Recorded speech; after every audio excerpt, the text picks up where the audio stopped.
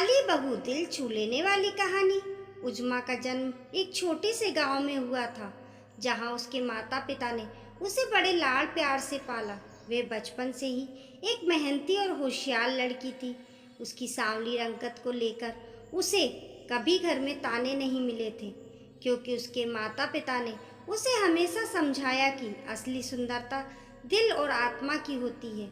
लेकिन जब उजमा का विवाह हुआ और वे अपने ससुराल आई, तो उसे पहली बार एहसास हुआ कि समाज में बाहरी सुंदरता को कितना महत्व दिया जाता है। शादी के कुछ दिन ही बाद उसकी सास ने उसे ताने मारने शुरू कर दिए थे। उजमा का रंग सांवला था और उसकी सास को ये बिल्कुल पसंद नहीं था। उन्होंने उसे काली कलोटी कहकर बुलाना शुरू कर दिया। उसकी ननद भी उससे जलन करने लगी और उसे हर वक्त बुरा भला कहने का कोई मौका नहीं छोड़ती थी। उजमा ने अपने पति से भी कई बार शिकायत की, लेकिन उसके पति ने कभी भी उसका साथ नहीं दिया। वे अपनी माँ के सामने उजमा की कोई भी बात नहीं सुनता था और अक्सर उसे ही गलत ठहराता था। ये देखना उजमा के लिए बहुत तकलीफदेह था।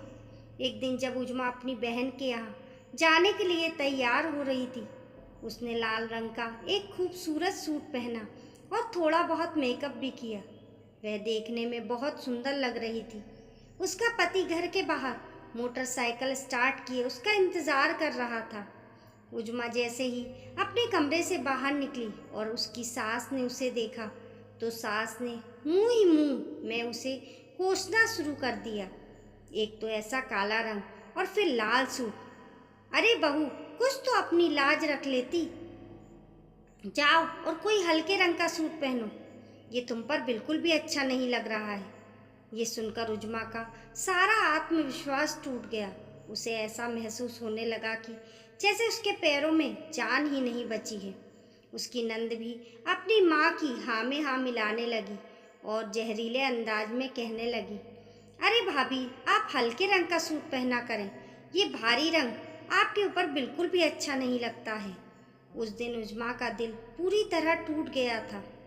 वे बाहर खड़े अपने पति से ये कहकर कमरे के अंदर चली गई कि मैं 5 मिनट में आती हूँ। थोड़ी देर के बाद जब वे कमरे से बाहर निकली, तो उसने एक ब्राउन रंग का सूट पहन रखा था। चेहरा से मेकअप से खाली था और आंखों में आंसुओं की एक लड़ी। उजमा की सास का व्यवहार दिन ब दिन और भी कठोर होता गया। उसने उजमा को घर के कामों में उलझा दिया, ताकि उसे अपने आत्मसम्मान के लिए खड़ा होने का मौका ही ना मिले। उजमा ने कई बार सोचा कि वह अपने मायके वापस चली जाए, लेकिन उसके मन में अपने पति और ससुराल के प्रति प्रेम और सम्मान था, जिससे वह वहाँ रहने के लिए मजबूर किया। कुछ दिनों बाद ननंद की शादी तय हो गई और उसने सोचा कि वह उजमा भाभी से अपनी सारी बुरी आदतों की माफ़ी मांग लेगी। लेकिन उस दिन उजमा तेज कदमों के साथ कमरे से बाहर निकल गई। बाहर सोफे पर बैठी सास उजमा पर बड़बड़ा रही थी कि हाय, ये काली कलूटी बहू मेरी ही किस्मत में लिखी थी। जब रिश्ता देखने गई थी तो पता नहीं कौन सा मेकअप कर लिया था इस चुड़ैल ने। मुझे क्या मालूम था कि ये इतनी काली है कि तबा भी इसे देखकर शर्माए। उजमा अब सास की इन कड़वी बातों की आदी बन चुकी थी। उस दिन भी जब वे किचन में खड़ी प्याज काट रही थी, तो सास बराबर उस पर बड़बड़ाई जा रही थी और अपने बेटे से कह रही थी कि मैंने तुमसे पहले ही कहा था कि ये लड़की तुझे खुश नहीं रख पाएगी। उसका चेहरा तो देखो, जैसे हंसी छूकर भी ना गुजरी हो। हर वक्त मुंह बनाए घर में इधर उधर चक्कर लगाया करती है, कोई काम तो करना आता नहीं है। मेरा तो इसे देख देख कर जी जलता है। पति भी मासूमियत से बोला, माँ, मैं खुद भी इससे कहा करता हूँ कि खुश रहा करो, तुम्हारे पास किस चीज़ की कमी है, मगर ये मेरी सुनती ही नहीं है। सास ने गुस्से में कहा, अरे अगर नहीं सुनती तो भगाओ इसको अपनी ज़िंदगी से, और भी बहुत सी लड़कियाँ मिल जाएंगी मेरे शहजादे को। उसी वक्त घर के दरवाजे पर दस्तक हुई और एक मेहमान घर के अंदर आए। मेहमान के आने से सास की जुबान रुकी और शायद उजमा के आंसू भी। अरे नहीं, उजमा तो अभी भी रो रही थी। उसकी आंखों से बराबर आंसू निकलते जा रहे थे। शायद प्याज कड़वा था या फिर सास की बातें। आने वाला मेहमान कोई और नहीं बल्कि उजमा की ननद थी, जो शादी के बाद आज पहली बार घर आई थी। उजमा सुबह से किचन में अकेली काम कर रही थी। उसने मेहमानों के लिए बिरयानी बनाई, सालन के में कोफ्ते और मीठे में ड्राई फ्रूट्स। रायता बनाने के लिए जब उसने फ्रिज खोला तो उसमें दही नहीं था। उसने सोचा कि अम्मी से कहकर दही मंगवा लेती हूँ। वह अम्मी के कमरे की तरफ बढ़ी, लेकिन कमरे के बाहर पहुँचते ही उजमा के कदम रुक गए।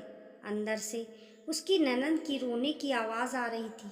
वह अपनी माँ से लिपटकर रो रही थी और कह रही थी, मेरी सास मुझसे कह रही थी कि सिर्फ गोरा होने से कुछ नहीं होता, माँ बाप को कुछ काम करना भी सिखाना चाहिए।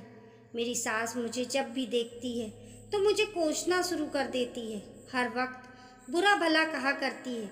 मेरी शादी को तो सिर्फ 12 दिन ही हुए हैं, मेरा उस घर में दम घुटता है। कमरे के अंदर बैठो तो सास की बातें कि कमरे में घुसी बैठी रहती है, कोई काम नहीं करती, और बाहर निकलो तो अलग बातें कि इस जैसी फूहड़ बहू तो मैंने आज तक नहीं देखी।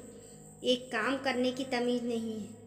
मेरी सास हर रोज़ मेरे पति से मेरी शिकायत लगाती है, और आज सुबह तो ऐसा हुआ कि मेरे पति ने सारे घर वालों के सामने मेरे गाल पर एक तमाचा मार दिया। कमरे के बाहर खड़ी उजमा का दिल जैसे धड़कना भूल गया हो। वे सोच रही थी कि क्या ईश्वर की तरफ से इंसाफ इतनी जल्दी हो जाता है। उसकी ननद, जिसने उजमा के साथ इतना बुरा व्यवहार किया था, आज उसी दर्द का सामना कर रही थी। उजमा को लगा कि शायद ईश्वर ने उसकी पीड़ा को सुना है और उसे ये दिखाया है कि हर इंसान को उसके कर्मों का फल मिलता है। ननद की स्थिति ने उजमा को और भी मजबूत बना दिया। उसने फैसला किया कि अब वे अपने आत्मसम्मान के लिए खड़ी होगी और किसी के भी ताने सहन नहीं करेगी। उसने अपने पति से इस बारे में बात की और उसे अपनी भावनाओं से अवगत कराया। उजमा का पति, जो पहले अपनी माँ के प्रभाव में था, अब उजमा की स्थिति को समझने लगा था। उसने उजमा का साथ देने का वादा किया और अपने माँ के तानों के खिलाफ खड़े होने का फैसला किया।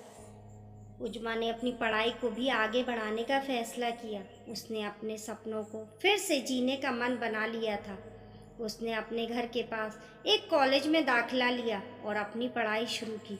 उजमा की मेहनत और संकल्प ने उसे न केवल आत्मनिर्भर बनाया, बल्कि उसने समाज के सामने एक मिसाल भी पेश की कि किसी भी विपरीत परिस्थिति में भी अगर आप अपनी मेहनत और संकल्प को नहीं छोड़ते तो सफलता ज़रूर मिलती है। उजमा की सास ने भी धीरे धीरे अपनी बहू की मेहनत और सफलता को स्वीकार किया। उसने उजमा से माफ़ी मांगी और दोनों के बीच के रिश्तों में सुधार आया। उजमा की ननद ने भी अपनी गलतियों का एहसास किया और उसने उजमा से माफ़ी मांगी। उजमा ने भी उसे माफ़ कर दिया और दोनों बहनों के बीच का रिश्ता और भी मजबूत हो गया। उजमा की कहानी हमें यह सिखाती है कि समाज में रंग भेद और बाहरी सुंदरता के आधार पर किसी को आंका नहीं जाना चाहिए। ईश्वर ने हर इंसान को उसके अनोखे रंग और रूप से बनाया है और असली सुंदरता हमारे दिल और भावनाओं में होती है। उजमा की कहानी एक प्रेरणादायक उदाहरण है कि हमें हर इंसान को उसके आंतरिक गुणों और मानवीयता के आधार पर सम्मान देना चाहिए। कहानी पसंद आने पर लाइक और शेयर करें। ऐसी ही अच्छी अच्छी कहानियों के लिए चैनल को सब्सक्राइब करें। मिलते हैं फिर एक नई कहानी के साथ। कमेंट में बताना ना भूलें कि आपको आज की कहानी कैसी लगी।